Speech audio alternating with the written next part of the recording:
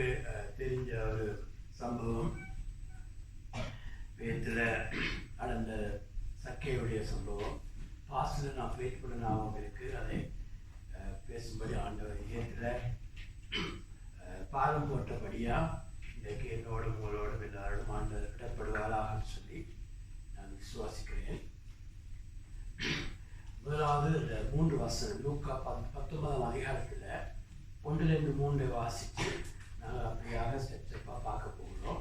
லூக்கா 19ஆம் அதிகாரம் 1-3 பார்க்கிற பொழுது, அவர் எரிகோவில் பிரவேசித்து அதன் வழியாக நடந்து போகையில் ஆயக்காரருக்கு தலைவனும் ஐஸ்வர்யமான இருந்த சகேயு எனப்பட்ட ஒரு மனுஷன் இயேசு எப்படிப்பட்டவர் என்று அவரை பார்க்க வகை தேடினான். அவன் குள்ளனானபடியால் ஜனக்கூட்டத்தில் அவரை காண கூடாமல் அவர் போகும் வழியில் முன்னாக ஓடி அவரை பார்க்கும்படி ஒரு காட்டத்து மரத்தில் ஏறினார். பிரதர்ஸ் சிஸ்டர்ஸ், இங்கே சொல்லப்பட்ட மனுஷன் சகேயு ஒரு ஆயக்கார தலைவனாக இருக்கிறார், டாக்ஸ் கலெக்டராக இருக்கிறார். அந்த ஆண்டவர் வாழ்ந்த காலத்தில் யூதர்கள் மத்தியில் இந்த காலையில் கூட சக்கையை குறித்து நாங்கள் வேறொரு காரியத்தில் சக்கையுடைய பேரை நாங்கள் மென்ஷன் பண்ணினோம். சக்கேயு ஒரு ஆயக்காரனாக இருக்கிறார். அதாவது யூதர்களுடைய பழைய உடன்படிக்கையை பெற்றவர்கள், அவர்கள் பழைய உடன்படிக்கையிலே ஆண்டவரோடு உடன்படிக்கை செய்து வாழ்ந்த யூதர்கள் மத்தியில் இந்த அவர்கள் யூதர்கள் பொதுவாக பொதுவாக என்ன வேதத்தின்படி அவர்கள் மற்றவர்களோடு கலக்க மாட்டார்கள். அவர்கள் ரோமர் கவர்மெண்டோடு ஜென்காயல் புரோவினத்தாரோடும் கலக்க மாட்டார்கள். அப்படியாக வாழ்ந்த ஒரு கூட்டமாக யூதர் கூட்டம் அவர் காலத்தில் வசனத்தின்படி இருந்த கூட்டம்.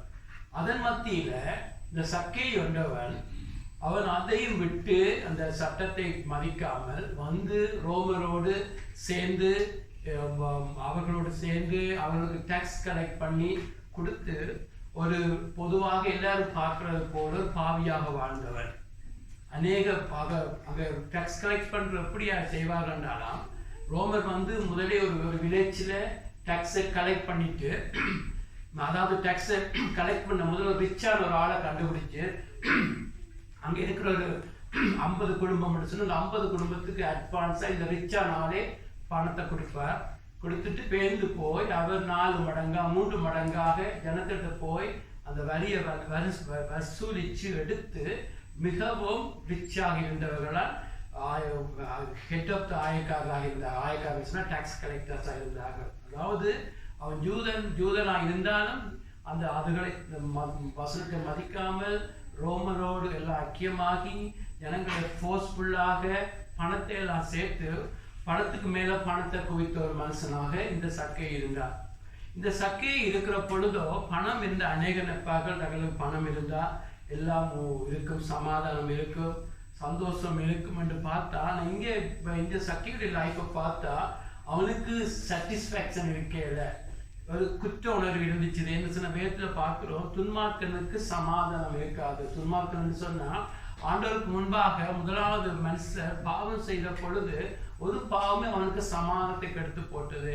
ஆக எங்களுடைய லைஃப்ல ஒரு பாவமும் அநேக பாவம் செய்தாலும் அவங்களுடைய லைஃப்ல பிரதர்ஸ் சிஸ்டர்ஸ் எங்களுக்கு சமாதானம் இருக்காது. நாங்கள் ஏதோ ஒரு தற்காலிக சமாதானம், ஒரு ஒரு ஒரு பார்ட்டிக்கு போகிற பொழுது, ஒரு ஃபங்க்ஷனுக்கு போகிற பொழுது, ஒரு திரைப்படத்தை பார்க்குற பொழுது ஒரு சாதாரணமாக ஒரு சின்ன சமாதானம் வந்து போகும். ஆனால் வேதத்தில் சொல்லப்பட்ட தெய்வீக சமாதானம் எல்லா சூழ்நிலையிலும் சமாதானமாக சந்தோஷமாக இருக்கிற அந்த சமாதானம் ஒரு மனுஷனுக்கு இருக்க முடியாது. என்று சொன்னால் எங்களோட லைஃப்ல துன்மார்க்கம் இருக்கிற பொழுது அங்கே எங்களுக்கு சமாதானம் இருக்காது. ஆகவே இங்கு அவன் யூதனாக இருக்கிறான். அங்கு எல்லாம் இருந்தாலும் அவனுடைய லைஃப்ல சமாதானம் எல்லாம் இருக்குது. பிரதர்ஸ் சிஸ்டர், அப்படிப்பட்ட இருக்கிற பொழுது பிரதர்ஸ் சிஸ்டர் யாரோ விதமாக சக்கேயு ஆண்டவரை குறித்து கேள்விப்படுகிறான். இது நடந்த இயேசு இருக்கிற காலத்துல இயேசு குறித்து யாரோ சொல்லி இருப்பார்கள். இயேசுகிட்ட போகிற பொழுது அவர் எப்பொழுது ஒரு மனுஷனை குற்றப்படுத்த மாட்டார், ஒரு மனுஷனுக்கு சமாதானம் கொடுப்பார், ஒரு மனுஷனை இருக்கிற வண்ணமாக ஏற்றுக்கொள்வார் என்று ஏதோ கேட்ட விதத்தினால அங்கு ஆண்டவரை தேடி போகிறார். பிரதர்ஸ் சிஸ்டர், எங்களுடைய லைஃப்ல கூட நீங்கள் இயேசுவால சமானத்தை பெற்ற நீங்கள், மன்னிப்பு பெற்ற நீங்கள் மற்றவர்களுக்கு இயேசு பற்றி சொல்றது மிகவும் அவசியம். என்னுடைய லைஃப்ல ஒரு 28 வருஷத்துக்கு முதல் எனக்கு தெரிஞ்ச ஒருவர் வந்து இயேசு பற்றி சொல்வார். எங்களுக்கு தெரிஞ்ச அண்டி ஒரு அநேகமாக ஜெயிப்பார். அவர் சொன்ன பொழுது அது அன்னோயிங்கா இருந்துச்சு.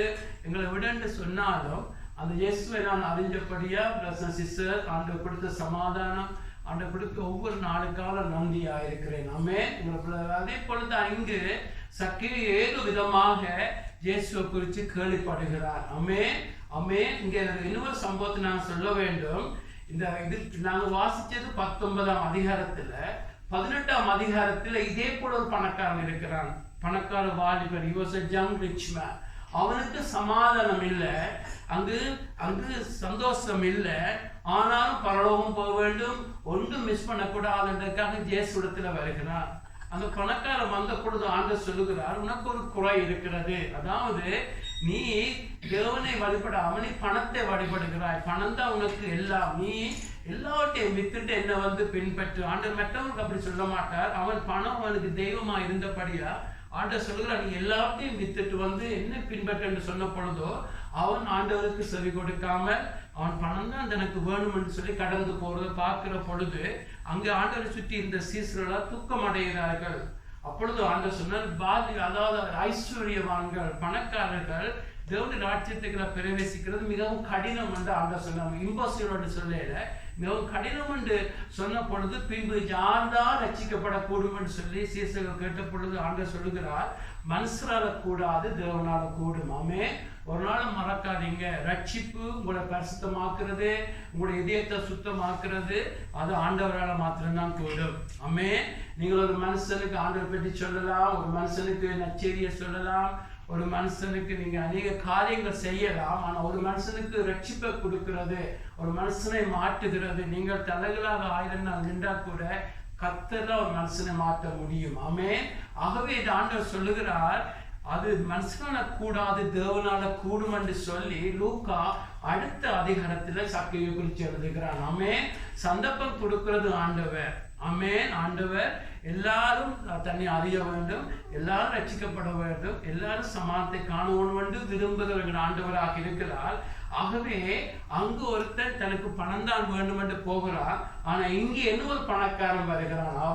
அவனுக்கு ஒரு பெரிய ஒரு பணக்காரன், ஒரு மில்லியனரா இருந்திருக்க கூடும். அவன் அங்கு சக்கேயு இங்கு வருகிறான். ஆமென். ஒரு நாள் மறக்காதீங்க, நாங்கள் ஆண்டோடத்துல வருகிறோம் என்று சொல்லி எங்களுக்கு ஒரு நாள் நாங்கள் மேன்மை பாராட்டக்கூடாது. ஏனென்றா நாங்கள் பார்க்கிறோம் யோவான் 6ஆம் அதிகாரம் 44, ஜோன் 6:14 ஆண்டு 44 6ஆம் அதிகாரம் 44 6:44 ஆண்டவர் சொல்லுகிறார், ஃபாதர் காட் ஒருவனை ட்ரோ பண்ணாவிட்டார், பிதா ஒருவனை என்னண்டையில இழுத்து கொள்ளாவிட்டால் ஒவ்வொன்றும் வர முடியாது. ஆமென் ஆமென். ஆண்டவர் மனுஷரை பயன்படுத்துவார், ஆண்டவர் சூழ்நிலைகளை பயன்படுத்துவார், ஆண்டவர் எங்களுடைய லைஃப்ல பலவித காரியங்களை பயன்படுத்துவார். சிலருக்கு ஒரு பொல்லாத காரியங்களை கூட அனுமதித்து பயன்படுத்தினாலும் அதற்கு பின்னக்கு எங்களை ட்ரோ பண்ணுகிற, எங்களை இயேசு ஒன்றையில கொண்டு வந்து இயேசுவை காண்பிக்கிற, இயேசுவை ரட்சகர் என்று காண்பிக்கிறது தேவன் தான் செய்ய முடியும். ஆமென். மனுஷரை பயன்படுத்துறது நல்ல காரியம். அங்கே ஒரு பணக்கார வாலிபனை கொண்டு வருகிறார். ஆனா அவன் சரியாக தெரிஞ்சு கொள்ளாமல் அப்படியே போகிறான் துக்கத்தோடு, ஐயோ நான் பணத்தை விட மாட்டேன் என்று. ஆனா இங்கே இன்னொரு வாலிபனை கொண்டிருக்கிறான், அவனுக்கு ஒரு சந்தர்ப்பத்தை தேவன் கொடுக்கிறார். ஆமென். ஆகவே எங்களுடைய லைஃப்ல பிரதர்ஸ் சிஸ்டர், கர்த்தர் உங்களுக்கு ஆப்பர்ச்சுனிட்டிகளை கொடுப்பார், உங்களை ட்ரோ பண்ணுவார்.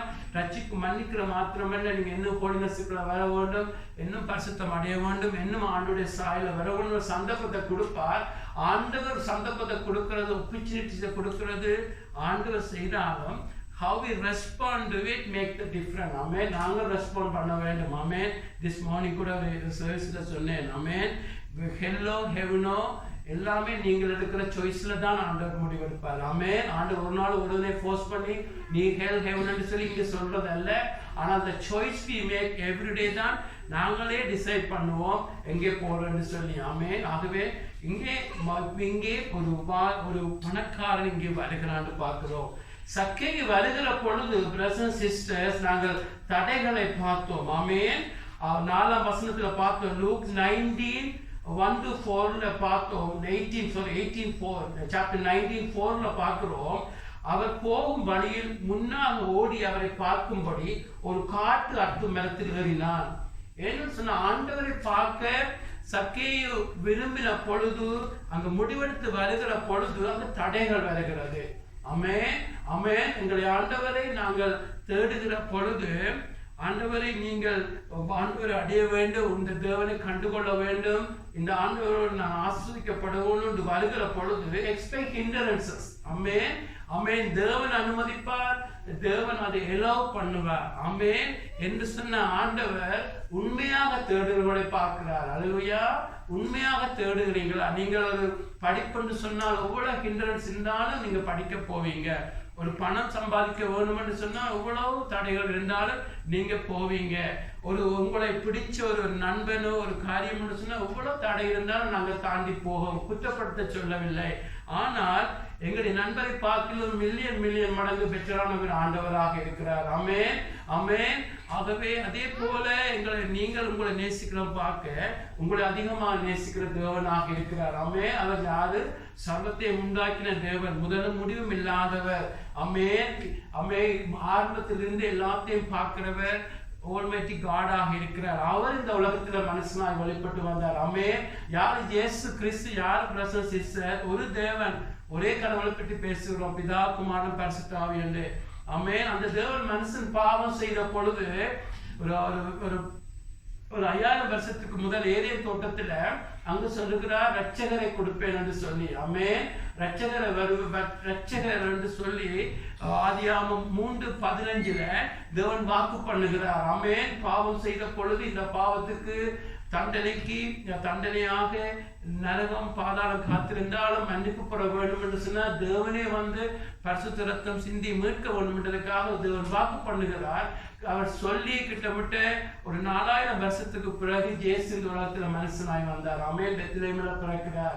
அவரை ஏன் கிறிஸ்து என்று சொல்லுகிறோம் என்று சொன்னா, கிறிஸ்து என்று சொன்னா கிரைஸ்ட், அதாவது கிரீக்ல மெஸ்ஸி, ஹீப்ரூல மெஸ்ஸியா, இல்லாட்டி கிரீக்ல கிரைஸ்ட் என்று சொன்னால் தேவன் இந்த உலகத்துல மனுஷனாய் வந்தது, அவரை தான் கிரைஸ்ட் என்று சொல்லுவார்கள். ஆமென். ஆகவே இயேசு யாரு?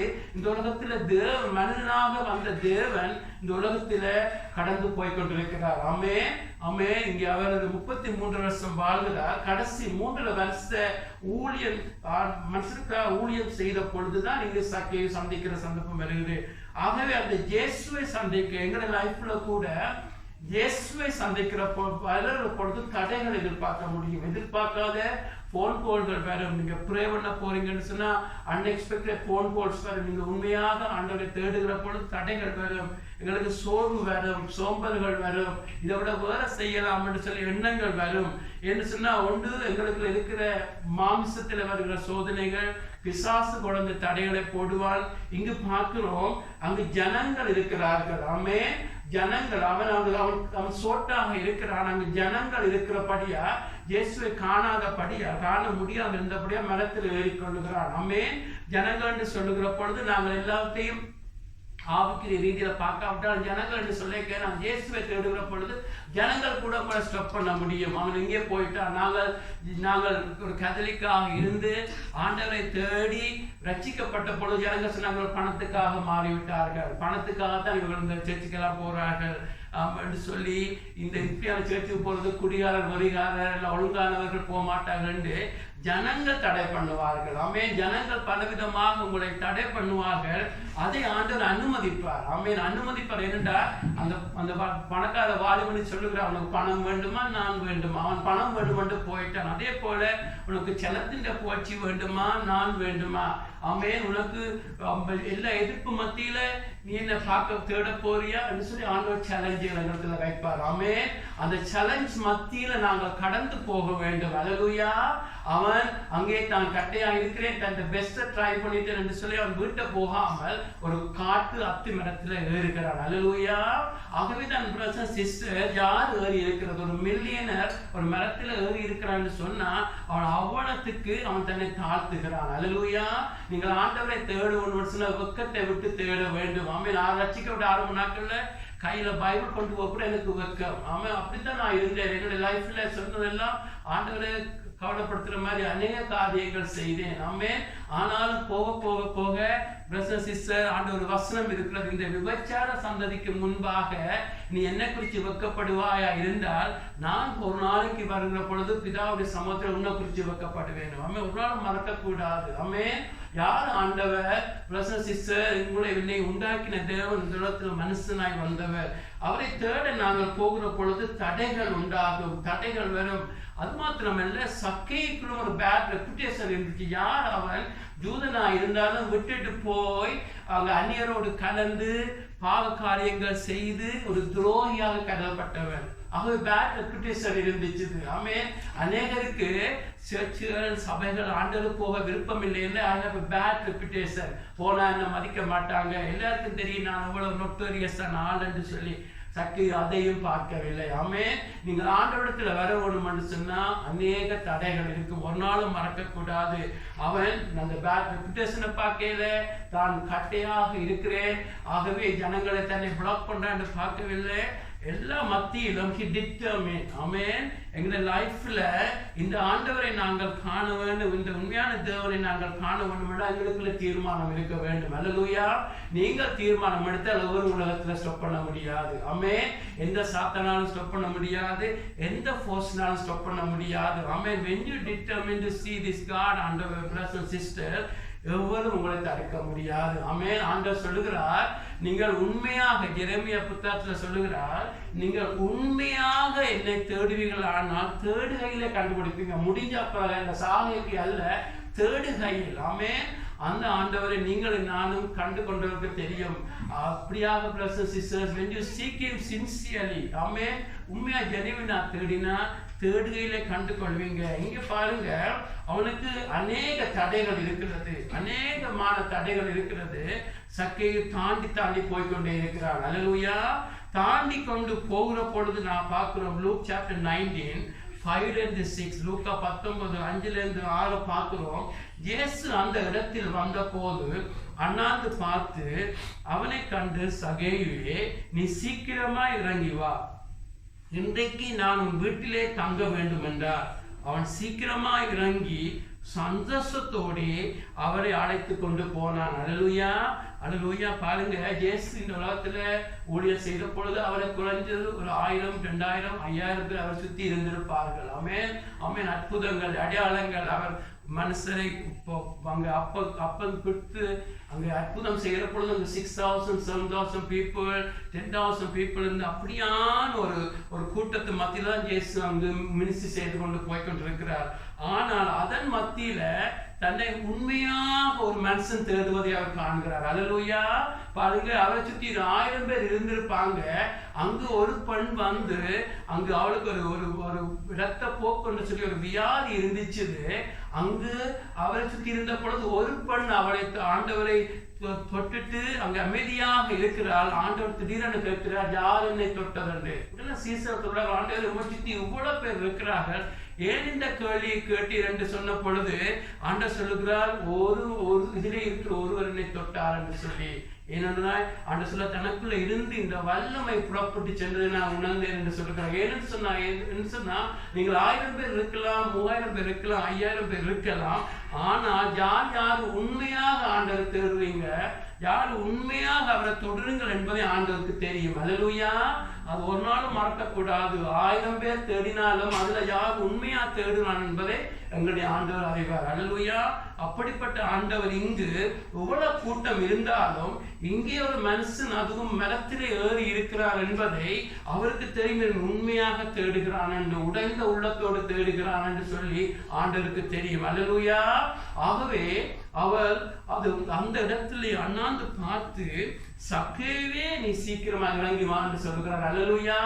அவருக்கு பேரை சொன்னது ஆண்டவர் இந்த உலகத்துல 100% ஒரு மனுஷனா நடந்து போறார். அப்பொழுது அவருக்குள்ள வரங்கள், ஒரு மனுஷன தேவன் இந்த உலகத்துல மனுஷனாய் வருகிறார். அவருக்குள்ள வரங்கள் கிரியை செய்து பின்னும் தெரியாத ஒருத்தரை பார்த்து பேர் சொல்லி அழைக்கிறார். அல்லேலூயா.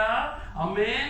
அங்களுடைய ஆண்டவர் கூட பேரை அறிகிறவராக இருக்கிறார். அல்லேலூயா. ஏசாயா புத்தகத்துல பார்க்கிறோம், உன்னை பேர் சொல்லி அழைச்சேன் என்று சொல்லி. ஆமென். யாக்கோபே, மோசே பேர் சொல்லி அழைக்கிறவர். அல்லேலூயா. ஆமென். அவர் கூட்டமாக அழைக்கிறவர் அல்ல, தனித்தனியே உங்கள் மீது என் மீதும் அக்கறை உள்ளவர் எங்களுடைய ஆண்டவராக இருக்கிறார். அல்லேலூயா. பேர் சொல்லி அழைக்கிறார். அது மாத்திரம் அல்ல, அங்கு வந்த எல்லாரையும் ஸ்டாப் பண்ணிட்டு சொல்லுகிறார், சக்கேவே இன்று நான் உன் வீட்டில் தங்க வேண்டும் என்கிறார். அல்லேலூயா. அதுதான் எங்களுடைய தேவனுடைய பியூட்டி. பெரிய மினிஸ்ட்ரி நடக்குது, அற்புதங்கள் நடக்குது, அடையாளங்கள் நடக்குது.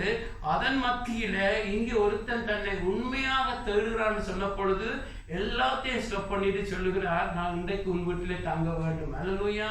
அப்படிப்பட்ட தெய்வத்தை நாங்கள் அப்படிப்பட்ட தேவனை எங்கள் தெய்வமாக எங்கள் இரட்சகராக கொண்டதுக்கு நாங்கள் பாக்கியவான்களாக இருக்கிறோம். அல்லேலூயா. இன்றைக்கு கூட திஸ் மார்னிங் ஒரு மெசேஜ்ல சொன்னேன், இங்க இருக்கிற 2000 லாங்குவேஜ் சொன்ன 2000 லாங்குவேஜிலும் ஜனங்கள் ஜெபிக்கிற பொழுதும் அவருக்கு ஜெபம் வழங்கும். அல்லேலூயா. அது மாத்திரமல்ல, இங்க இருக்கிற 8 பில்லியன் பீப்புள் ஒரே நேரத்தில் ஜெபிச்சாலும் ஒவ்வொருடைய ஜெபத்தையும் அவர் கேட்க வல்லவர். அவர் ஒவ்வொரு இதயத்திலேயும் எல்லாம் அறிஞ்சவர்கள் தேவனாயிருக்கிறார். ஒரு நாளும் மறக்கக்கூடாது. அல்லேலூயா. அப்படிப்பட்ட ஒரு பெரிய தேவனை நாங்கள் தெய்வமாக கொண்டிருக்கிறோம். இது கற்பனையில் அல்ல, அனுபவத்தில் நீங்கள் நானும் பேசுகிறோம். அல்லேலூயா. அப்படிப்பட்ட தேவன் எல்லாத்தையும் நிப்பாட்டிட்டு அங்கு சக்கையோடு அங்கு சாப்பிட போகிறார். சக்கை என்னத்துக்காக வந்தா? ஒரு கிளிம்ஸ், அவரை ஒரு கப் பார்த்தா போதும். எல்லாரும் இப்படி சொல்லுகிறார்கள் இவரை குறித்து. ஒரு கிளிம்ஸுக்காக ஒரு சின்ன பார்வை தூரத்தில் இருந்து அந்த ஒரு ஃபேமஸான ஒரு ஆளை பார்த்தா போகும்னு வந்த பொழுது ஆண்டவர் சொல்லுகிறார், உங்க வீட்டிலே தங்க வேண்டும் என்று. அல்லேலூயா. இப்படிப்பட்ட ஆண்டவர் தான் நீங்களும் நானும் ஆராதிக்கிறோம். இன்றைக்கும் ஏன் அவரை நாங்கள் கண்மலை என்று சொல்லுகிறோம், ஏன் அவரை ரொக் என்று சொல்லுகிறோம் என்று சொன்னா, மணல் எல்லாம் மாறி போகும். ஆமென். மணல்கள் நிறங்கள் மாறும், மனுஷர் மாறுவார்கள். கண்மலை என்று ஏன் சொல்லுகிறோம்? அவர் மாறாதவராக இருக்கிறார். அல்லேலூயா. நேற்று மீண்டும் அவருடைய அன்பு மாறாதாக இருக்கிறது, பாசம் மாறாதாக இருக்கிறது. இன்றைக்கும் ஒரு கூட்டத்தை தேடுகிறவர் அல்ல, சமாரிய பெண்ணோடு தனியே இருந்து ஒரு பெரிய கிரேட் மெசேஜை கொடுத்து ஒரு பெண்ணுக்கு. ஆமென். சமாரிய பெண்ணோடு அங்கு ஆராதனை குறித்து பேசுகிறார். அவள் பாவியாக இருக்கிறார், ஆனாலும் அவளை வேல்யூ பண்ணி ஆராதனை குறித்து பேசுகிறார். நிக்கதேமி ஒன்னோடு போனகை ரட்சிப்பை குறித்து பேசுகிற ஒரு தனி மனுஷனோடு. அல்லேலூயா. எங்களுடைய ஆண்டவர் ஒரு மனுஷன் என்று சொல்லி ஒரு நாளும் அலட்சியம் பண்ணுறவன், ஒவ்வொருவரையும் வேல்யூ பண்ற தேவன். அல்லேலூயா.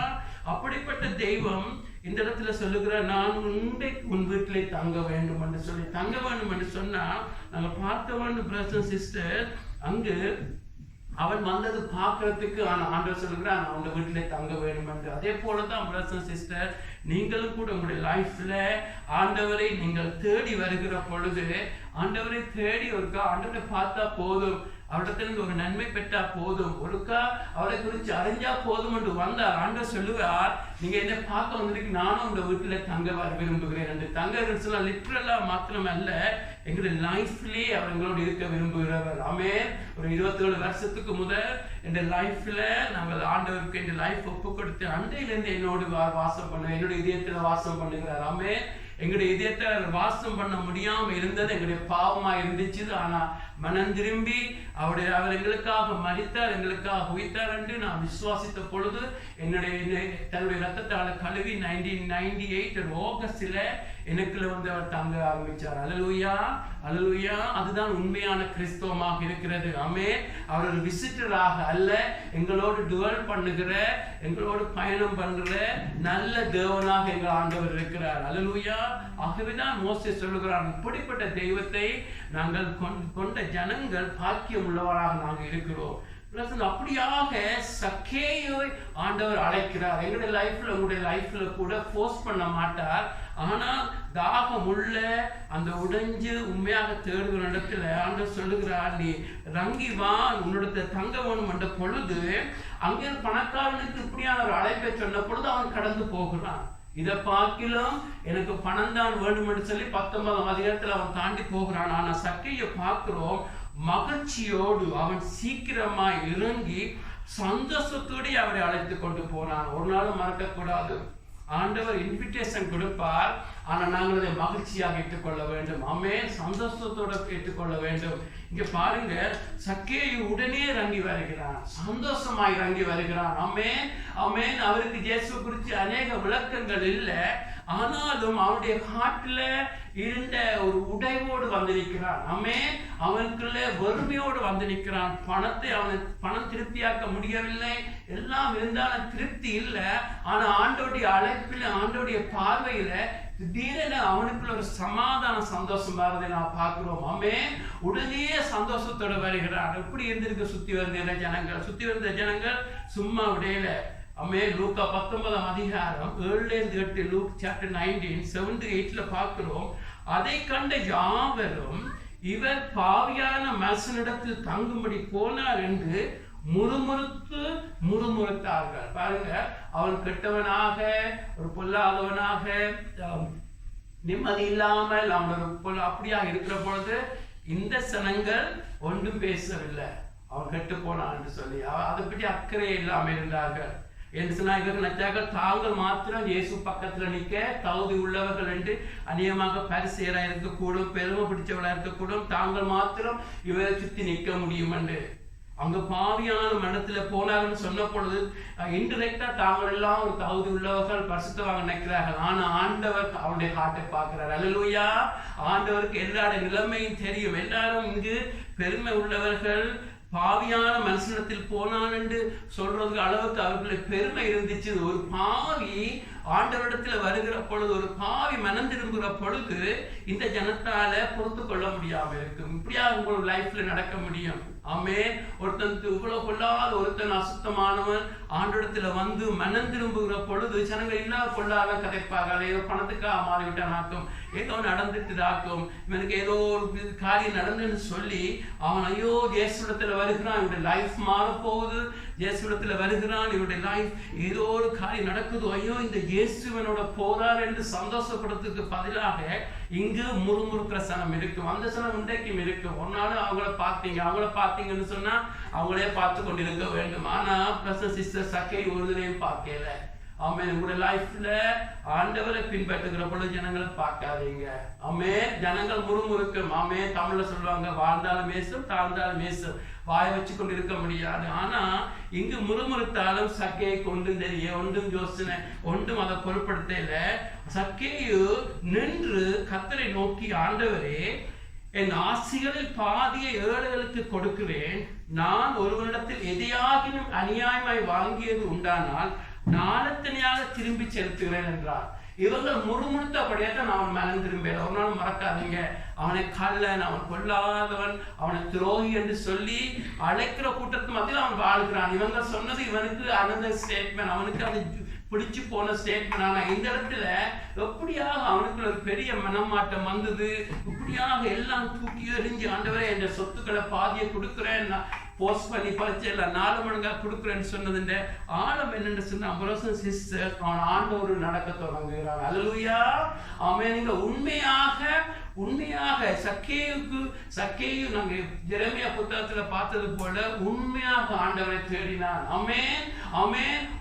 உடைஞ்ச உள்ளத்தோடு தேடினான். ஆமென். உண்மையாக தேடினான், சின்சியராக தேடினான், புரோக்கன் ஹார்ட்டோட தேடினான். ஆகவே அங்கே அவன் நின்ற பொழுது, ஆண்டவர் நடக்கிற பொழுது அவனுக்குள்ள பாவ உணர்வு வருகிறது. அல்லேலூயா. ஆண்டவர் ஒரு மெசேஜ் கொடுக்க கூடாது இல்ல, ஆண்டவர் ஒரு செய்தியை கூட கொடுக்கல, ஆனா ஆண்டவருடைய சமூகம் அவனை தொட்டது. அல்லேலூயா. சார்ல்ஸ் ஃபினி என்று சொல்லி ஒரு 100 வருஷத்துக்கு மேல் அமெரிக்காவில் ஒரு தேவ மனுஷன் இருந்தார். எப்பொழுதும் தேவ சமூகத்துல இருப்பார், எப்பொழுதும் ஜெபித்த வண்ணமாக இருப்பார், எப்பொழுதும் ஆண்டவரோடு இடைப்பட்டு கொண்டு இருப்பார். அதிகாலை எழும்பி ஆண்டவரோடு ஜெபிச்சுட்டு போவார்.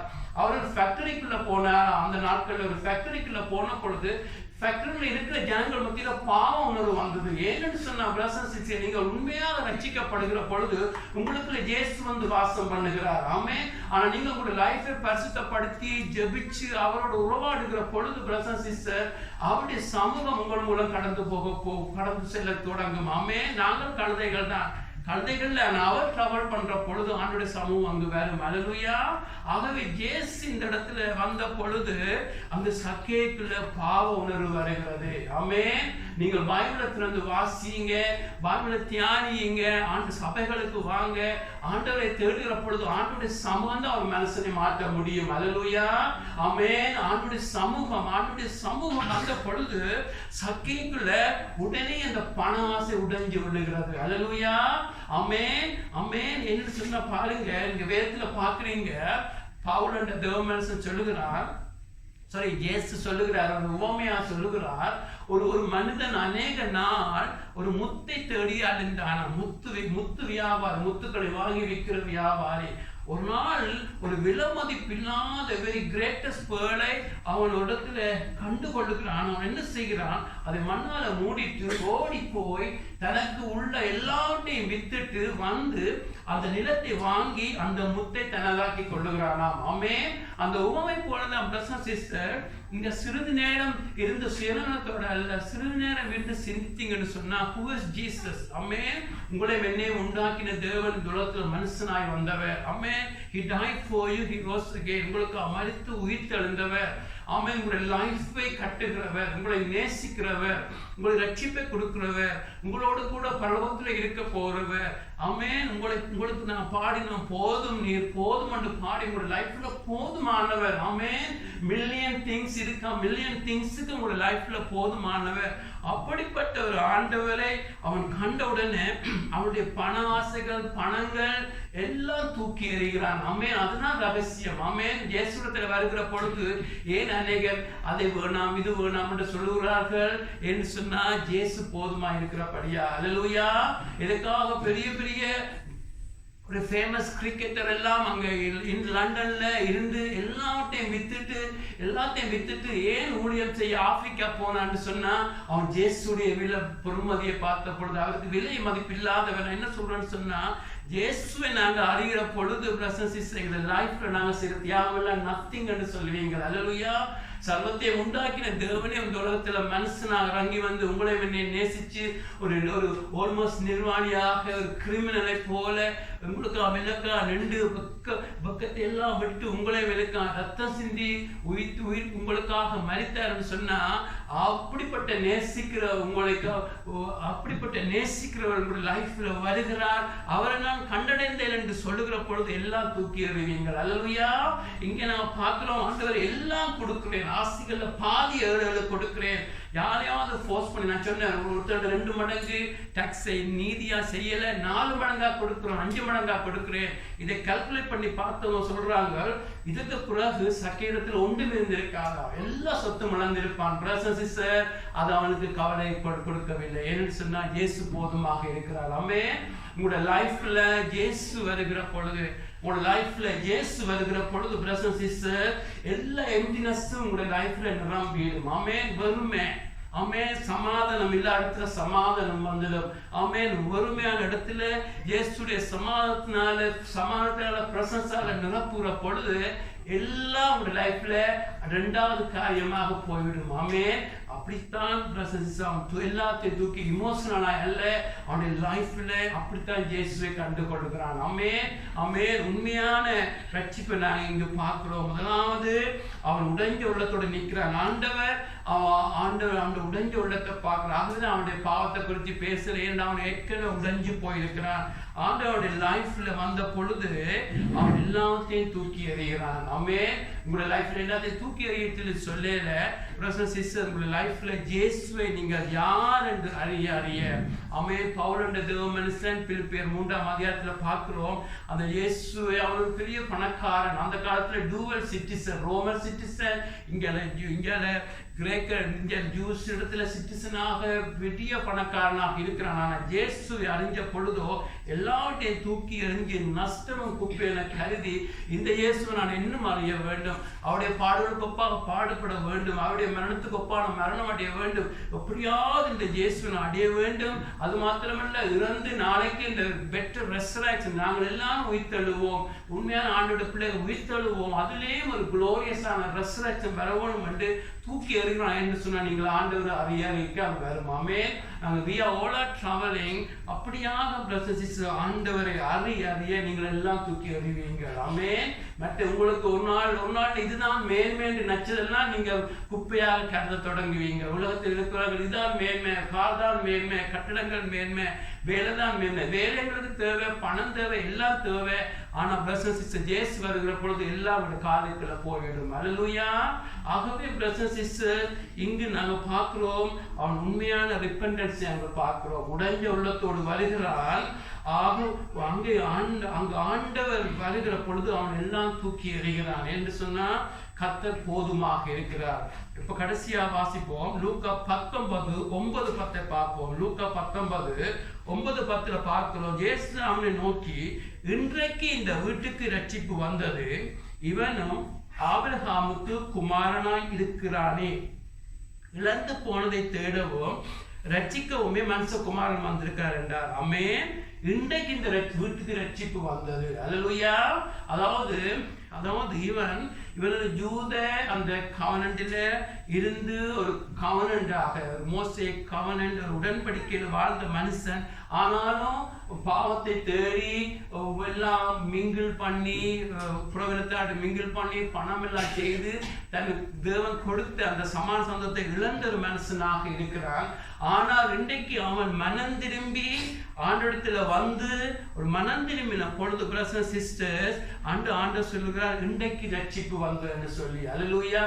எங்களுடைய லைஃப்ல இதை நாங்கள் எப்படியாக எங்களுடைய லைஃப்ல பார்க்க வேணும்ன்றா பிரதர்ஸ் சிஸ்டர், நீங்களும் நானும் ஆண்டவர் தனக்குன்னு உங்களை ஏற்படுத்தினார். ஆமென். நீங்கள் நானும் எல்லாருமே ஆண்டோடைய படைப்புகளாக இருக்கிறோம். ஆனால் நாங்கள் பாவம் செய்த பொழுது ஆண்டவரை விட்டு பிரிஞ்சு போயிருந்தோம். ஆமென். எப்படியாக அந்த ஜூதனா இருந்த சக்கேயு ஆண்டவருடைய சமூகத்தை விட்டு கடந்து போனாலும் இன்றைக்கு ஆண்டவரை தேடி வந்த பொழுது அவன் உள்ளத்துல உடைவோடு வந்த பொழுது ஆண்டவரை சந்தோஷமாக ஏற்றுக்கொண்ட பொழுது அவனுக்கு ஒரு பாவ மன்னிப்பு வருகிறது என்று சொன்ன அவனுடைய இதயத்தை ஆண்டவர் அறிவார். ஆமென். அவன் வாயினால பாவத்தை அறிக்கப்பட விட்டாலும் தான் எல்லாம் கொடுக்கிறேன், எல்லாம் விட்டு விடுகிறேன் என்ற பொழுது அதுக்கு என்னத்துக்கு அடையாளம் ரெஸ்டிடியூஷன் என்று சொல்லுவாங்க. அதாவது அவனுடைய ரிப்பெண்டன்ஸ் ஃப்ரூட் மூலம் தெரிய வருகிறது. ஆமென். ஆமென். இந்த மத்தேயு புத்தகத்துல பார்க்கிறோம். மத்தேயு புத்தகம் 13 மத்தேயு 3-ஆம் அதிகாரம் 8ஆம் வசனத்துல பார்க்கிறோம். மேத்யூ 3:8 பார்க்கிறோம், மனம் திரும்பலுக்கு ஏற்ற கனிகளை கொடுப்பார் என்று சொல்லி. ஆமென். people say we have repented, நாங்க மனம் திரும்பிட்டோம்னு சொல்லுவாங்க. ஆனா லைஃப்ல சேஞ்ச் இருக்காது. that means they didn't repent. நீங்களோட லைஃப்ல நீங்க உண்மையா repent பண்ணினா the fruit தெரியும், அதுல சேஞ்ச் தெரியும். ஆகவே இவன் ரிப்பெண்ட் பண்ணதுக்கு அடையாளம் எல்லாமே நான் விட்டு விடுகிறேன், எல்லாம் தூக்கி எறிகிறேன் என்று சொன்ன பொழுது, அவங்க ட்ரூ ரிப்பெண்டன்ஸ் வந்த பொழுது ஆண்டவர் அவனை செய்ய மட்டும் பார்த்து கொள்ளாமல் உடனே சொல்லுகிறார், அவனுக்கு இன்றைக்கு ரட்சிப்பு வந்தது. எங்களுடைய லைஃப்ல கூட ஆண்டவங்களுடைய லைஃப்ல வந்து உங்களுடைய லைஃப்ல அவர் உங்களுடைய லைஃப்ல இருக்க வேணும், உங்களுடைய லைஃபை தொடர்ந்து நடத்த வேண்டும் என்று சொன்னா everything start is repentance. Amen. Repentance சொன்னா you are going this way, என்னுடைய வழி, என்னுடைய காரியம், என்னுடைய வழி என்று சொல்லி my way my petrol என்று சொல்றது போல போய்கொண்டிருப்பீர்கள்.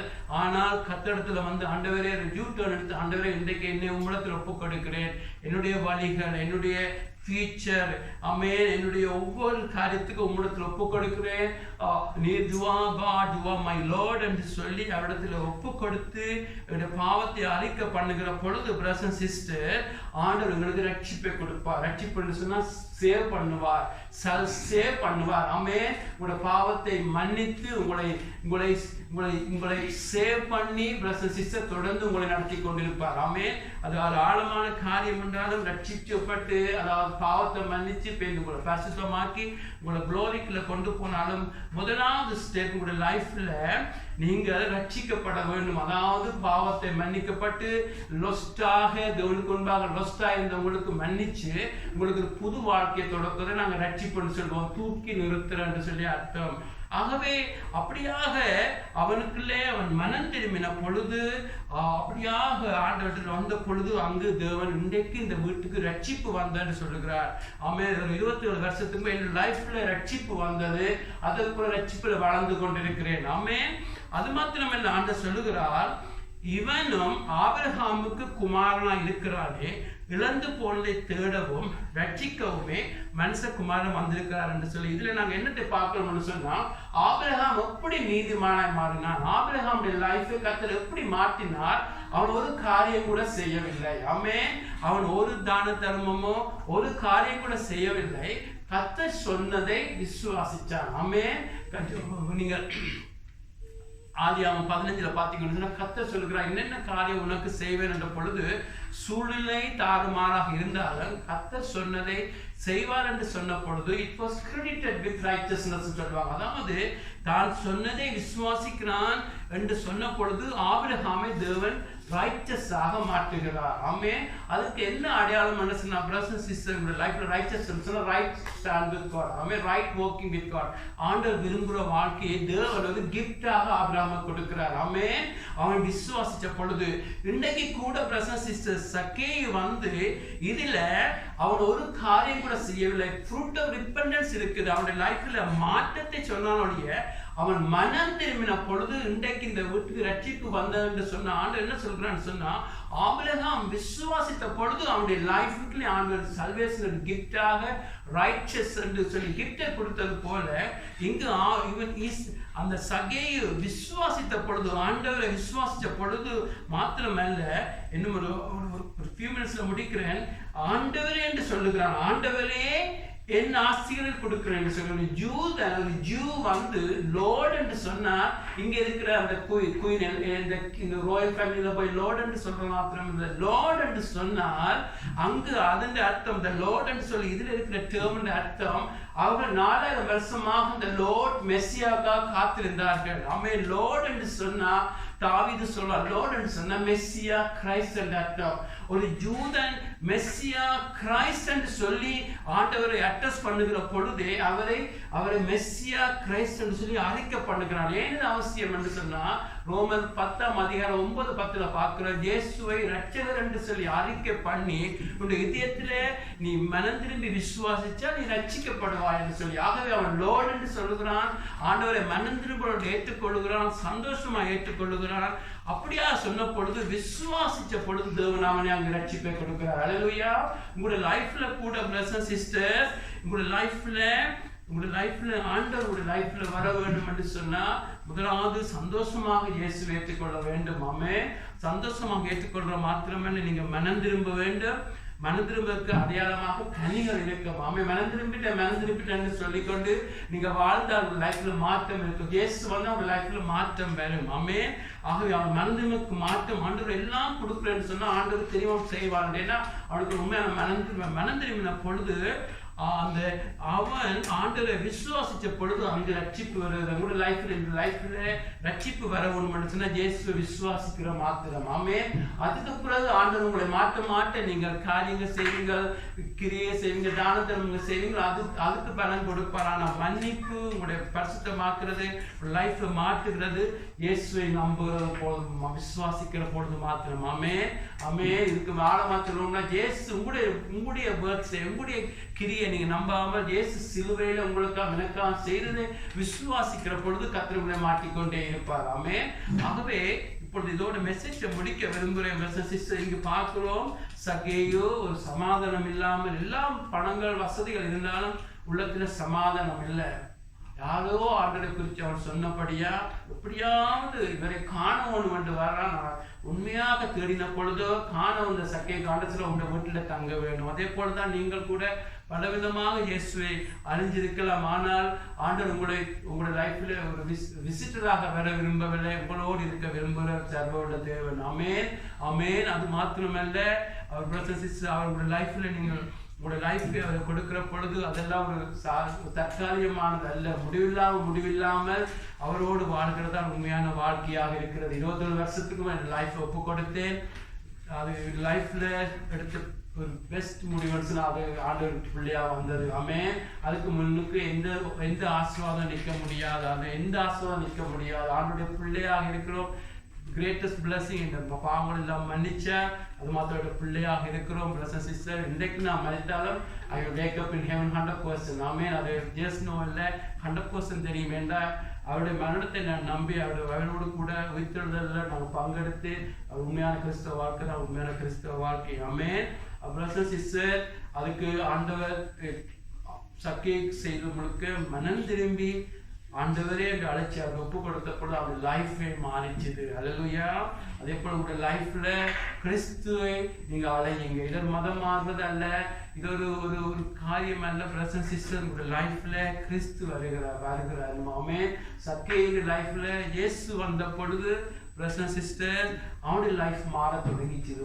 கலண்டு போகலாம், கலண்டு போச்சுது என்று சின்ன வெளிச்சம் வருகிற பொழுது இருட்டா தானாக விலகி போய்விடும். ஆமே.